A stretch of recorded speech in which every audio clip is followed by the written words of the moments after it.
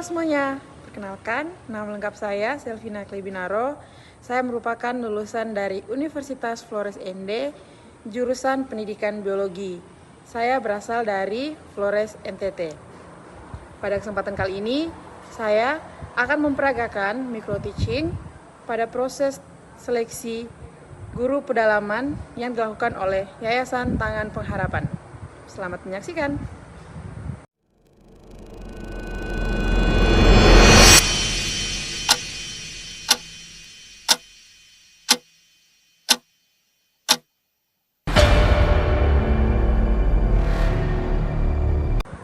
Halo adik-adik, perkenalkan nama saya Selvina Klebinaro, biasa disapa Kanovi. Jadi pada pagi hari ini kakak akan mengajarkan adik-adik materi ilmu pengetahuan alam dengan tema ekosistem. Tapi sebelum kita memulai pelajaran kita pada pagi hari ini, kakak minta bantuan adik-adik, salah satunya mewakili kita untuk memulai kegiatan belajar mengajar kita dengan doa pembuka. Baik, semuanya bangkit berdiri. Oke, adik Yeni silahkan maju ke depan untuk memimpin kita dalam doa pada pagi hari ini. Mari kita mengawali seluruh kegiatan belajar mengajar kita pada pagi hari ini dengan doa. Izinkanlah saya membawakan doa menurut ajaran agama Katolik. Dalam nama Bapa dan Putra dan Roh Kudus. Amin. Allah Bapa di dalam surga, puji serta syukur kami haturkan kehadirat-Mu atas segala penyertaan-Mu terhadap kami mulai dari tadi malam hingga pada pagi hari ini, sehingga kami dapat berkumpul kembali di tempat ini untuk melaksanakan kegiatan belajar mengajar kami. Utuslah Roh Kudus-Mu ke akal budi kami dan terangilah akal budi kami, supaya selama kegiatan belajar mengajar semuanya berjalan sesuai dengan kehendak-Mu. Nama-Mu yang kudus kami puji kini dan sepanjang segala masa. Amin. Dalam nama Bapa dan Putra dan Roh Kudus. Amin. Baik, terima kasih kepada adik Yeni. Silahkan kembali ke tempat. Adik-adik semua silahkan duduk. Baik, jadi pada pagi hari ini kita akan memulai kegiatan belajar mengajar kita dengan tema, ada yang tahu? Ayo, ada yang tahu? Iya, tema materi kita pada pagi hari ini adalah ekosistem. Ya. Sebelumnya apakah adik-adik sudah pernah mendengar kata ekosistem? Belum, ada yang sudah. Oke, baik. Jadi ekosistem itu biasa disebut juga adalah rumah besar pada makhluk hidup. Jadi rumah makhluk hidup itu disebut ekosistem. Oke, baik. Jadi tadi adalah nama lain atau kata lain daripada ekosistem, yaitu adalah rumah bagi makhluk hidup, ya. Jadi makhluk hidup itu punya rumah yang biasa disebut dengan ekosistem. Itu adalah nama lain. Nah, sekarang kakak akan bertanya kepada adik-adik, apa pengertian atau apa definisi dari kata ekosistem? Ada yang tahu? Yang tahu silakan angkat tangan. Baik. Jadi, ekosistem adalah tempat semua makhluk hidup dan juga lingkungan saling berhubungan, saling berkaitan satu dengan yang lain. Kakak ulangi, ekosistem adalah tempat semua makhluk hidup dan juga lingkungannya saling berhubungan atau saling berkaitan satu dengan yang lainnya. Itu adalah pengertian dari ekosistem. Lalu, apa saja contoh dari ekosistem? Ya, ada ekosistem sekolah, ekosistem sawah, ekosistem laut, dan juga ekosistem hutan. Oke, jadi tadi adik-adik sudah mengetahui apa itu pengertian atau apa itu definisi dari ekosistem dan juga apa contoh dari ekosistem. Nah, kalau ekosistem itu adalah gabungan atau kumpulan makhluk hidup dengan lingkungan yang saling berkaitan. Nah, di sini kakak ingin menjelaskan bahwa makhluk hidup itu dibedakan menjadi dua. Ada makhluk hidup abiotik dan juga makhluk hidup biotik. Oke, baik. Jadi tadi ada komponen biotik dan juga komponen abiotik, ya. Benar sekali, luar biasa. Oke, jadi komponen abiotik itu contohnya adalah manusia, kakak dan ataupun adik-adik yang merupakan makhluk hidup yang masuk di komponen biotik. Lalu untuk komponen abiotik yang merupakan contoh dari komponen abiotik itu adalah contohnya lingkungan, ya. Jadi Makhluk hidup, kakak dan juga adik-adik sekalian, dengan lingkungan itu saling berinteraksi dan juga saling membutuhkan. Jadi abiotik dan biotik itu saling berhubungan. Baik, jadi tadi kita sudah mengetahui bahwa ada komponen biotik dan juga komponen abiotik. Oke, lalu sekarang kita akan bahas lebih terinci lagi soal komponen biotik. Nah, komponen biotik itu terdiri atas 3 macam atau 3 bagian. Nah, yang pertama adalah produsen, yang kedua ada konsumen, dan yang terakhir ada pengurai. Jadi supaya adik-adik gampang mengingatnya, kalau kakak tanya komponen biotik itu apa-apa saja, ingat saja PKP, produsen, konsumen, dan juga pengurai, ya, biar lebih mudah diingat, begitu, lebih cepat diingat. Jadi ingat saja komponen biotik itu, oh iya, ada 3, ada PKP. Apa itu PKP? Ada produsen, ada konsumen, dan juga ada pengurai. Baik, lalu sekarang kita harus tahu apa sih produsen itu. Produsen itu adalah tumbuhan yang mampu membuat atau menghasilkan makanannya sendiri. Jadi tumbuhan atau makhluk hidup dapat membuat makanannya sendiri, yaitu dengan cara, ada yang tahu? Yang tahu angkat tangan. Ya, tumbuhan dapat membuat atau menghasilkan makanan sendiri melalui proses yang dinamakan fotosintesis. Itu adalah produsen. Oke, lalu yang berikut, PKP, konsumen. Konsumen itu merupakan hewan dan manusia.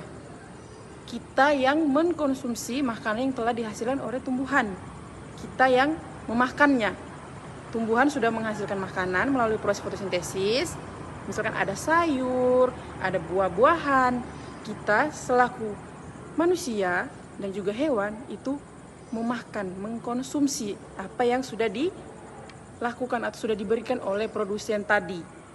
Ya, lalu yang terakhir PKP. Yang terakhir pengurai. Jadi setelah kita memakan atau mengkonsumsi makanan tersebut, ada bakteri yang akan terurai. Ada jamur yang akan membantu proses penguraian bakteri atau sisa-sisa dari tumbuhan atau makanan yang kita konsumsi. Ingat baik-baik, PKP, produsen, mereka yang membuat makanannya melalui apa? Melalui proses fotosintesis. Lalu yang kedua, konsumen. Konsumen itu adalah orang yang memakan makanan tersebut yang telah dihasilkan oleh produsen. Jadi manusia dan juga hewan akan memakan makanan yang telah dihasilkan oleh si produsen tadi. Nah, kita ini sebutannya konsumen karena kita mengkonsumsi. Nah, lalu yang terakhir, pengurai. Setelah kita memakan semua makanan yang telah disiapkan, yang telah dibuatkan oleh si produsen tadi, ada yang namanya pengurai di dalam tubuh kita. Ada jamur di dalam tubuh yang membantu kita mengurai makanan-makanan tadi. Sisa-sisa makanan tadi akan terurai. Nah, itu biasanya nanti dalam proses kita akan mengalami yang namanya proses BAB. Itu tadi. Ya, jadi ingat baik-baik, produsen si penghasil makanan, konsumen kita yang mengkonsumsi makanan tadi. Nah, yang ketiga pengurai. Setelah kita memakan, mengkonsumsi makanan tadi, ada jamur yang akan membantu mengurai sisa-sisa makanan yang telah kita konsumsi. Baik, sampai di sini paham? Paham. Oke, baik, terima kasih. Oke, sekarang kita lanjut. Baik, jadi tadi itu adalah contoh dari komponen biotik. Sekarang kita lanjut ke abiotik, komponen abiotik. Jadi komponen abiotik itu adalah komponen yang mati atau yang tidak hidup. Contohnya tadi adalah lingkungan. Contoh dari komponen abiotik adalah lingkungan. Contohnya itu ada air, tanah, udara, cahaya, matahari, dan juga suhu. Nah, jadi komponen-komponen abiotik ini juga kita perlukan, walaupun mereka itu merupakan komponen yang tak hidup. Jadi manusia, makhluk hidup, kita butuh dua komponen. Yang kakak sudah bilang tadi, yang pertama ada komponen abiotik dan juga komponen abiotik. Komponen abiotik ini juga harus saling berhubungan atau saling berkaitan. Misalkan, tanpa matahari, tumbuhan tidak bisa tumbuh. Tanpa tumbuhan, hewan dan manusia otomatis akan kelaparan. Jadi, sekalipun komponen abiotik ini merupakan komponen yang tak hidup, kita manusia, makhluk hidup tetap memerlukan dua komponen ini, yaitu komponen biotik dan abiotik. Sampai di sini paham? Paham. Oke, baik. Jadi, selain diperlukan komponen abiotik dan biotik, di ekosistem itu ada yang namanya rantai makanan. Ya, jadi rantai makanan itu juga sangat amat penting di ekosistem. Lalu sekarang kakak mau tanya, siapa yang tahu apa itu pengertian, apa itu definisi dari rantai makanan? Yang tahu angkat tangan. Tidak tahu? Ada yang tahu? Baik. Jadi rantai makanan adalah alur makan yang dimakan oleh makhluk hidup di dalam sebuah ekosistem. Oke, kakak ulangi, ingat baik-baik, dengar baik-baik. Rantai makanan adalah alur makanan yang dimakan oleh makhluk hidup, entah itu manusia, entah itu hewan, di dalam sebuah ekosistem. Jadi, di dalam ekosistem itu ada rantai makanan. Jadi, kalau kita tidak makan, ya kita akan mati. Lalu, contohnya, sekarang kakak kasih contoh ekosistem sawah. Adik-adik tahu sawah? Tahu. Pernah ke sawah? Pernah. Jadi di ekosistem sawah itu juga ada yang namanya rantai makanan. Nah, contoh rantai makanan yang ada di ekosistem sawah. Padi. Padi ini akan dimakan oleh hewan yang namanya belalang. Ya. Belalang akan dimakan oleh katak. Katak akan dimakan oleh ular. Ular kemudian akan dimakan oleh elang. Lalu elang akan mati dan akan menjadi terurai oleh bakteri atau jamur yang sebagai bahan pengurai. Jadi kalau salah satu dari 5 hal yang kakak sebutkan tadi yang ada di rantai makanan pada ekosistem sawah hilang, otomatis semuanya akan terganggu. Contoh, tadi kan ada padi, belalang. Seandainya tidak ada padi, belalang mau makan apa? Belalang mau makan apa? Jadi padi ini merupakan produsen tadi. Jadi padi akan dimakan oleh belalang, belalang akan dimakan oleh katak, katak akan dimakan oleh ular, lalu ular akan dimakan oleh elang. Lalu elang itu akan mati, akan terurai oleh bakteri pengurai. Itu adalah contoh rantai makanan. Jadi alur makanan yang dimakan oleh hewan di dalam sebuah ekosistem. Contohnya di ekosistem sawah yang sudah kakak jelaskan tadi. Baik, sampai di sini semua sudah bisa paham? Oke, paham. Kalau paham, ayo kita lanjut ke materi berikutnya. Oke, kalau tadi kita sudah tahu, kita sudah belajar tentang rantai makanan, yang berikutnya adalah jaring-jaring makanan. Yang berikutnya adalah jaring-jaring makanan. Ada yang tahu apa itu jaring-jaring makanan? Tidak ada juga.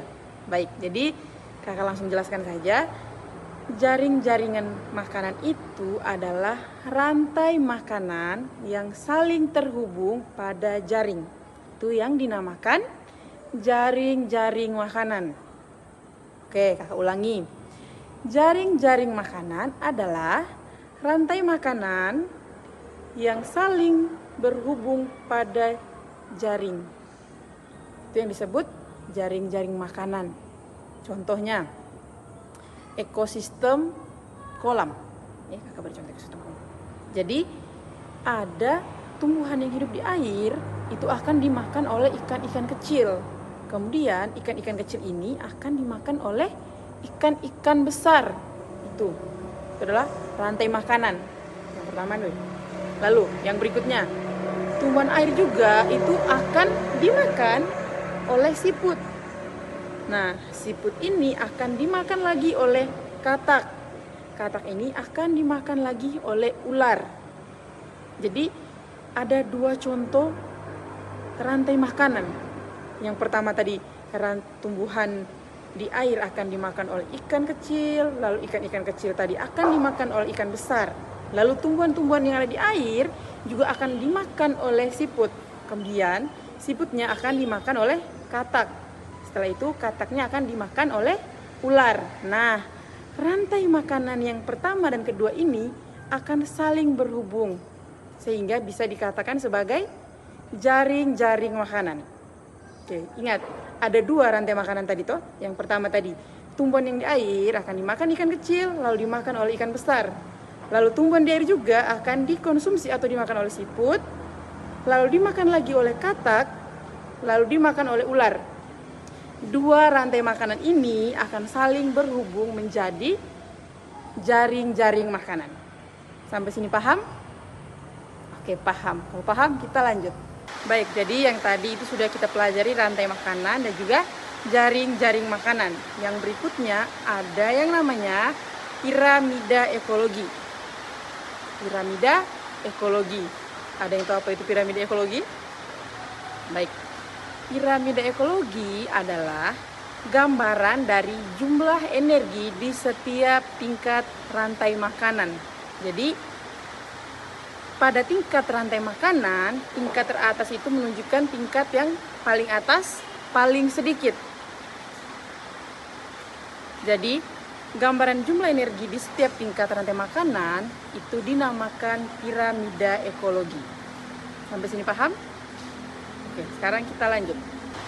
Oke, jadi dalam ekosistem, selain rantai makanan, jaring-jaring makanan, dan juga piramida ekologi, ada yang namanya interaksi antar makhluk hidup.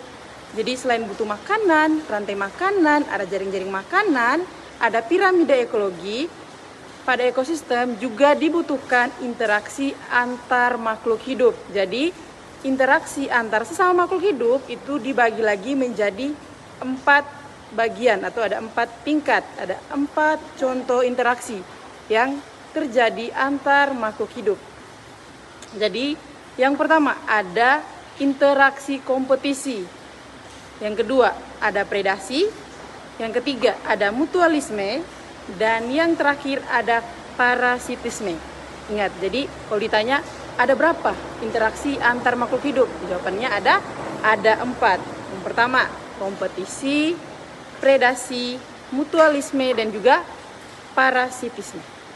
Jadi tadi ada 4 interaksi antar makhluk hidup. Jadi kita akan mempelajari yang pertama adalah interaksi kompetisi. Jadi interaksi kompetisi itu adalah interaksi yang dimana antar makhluk hidup itu sama-sama bersaing.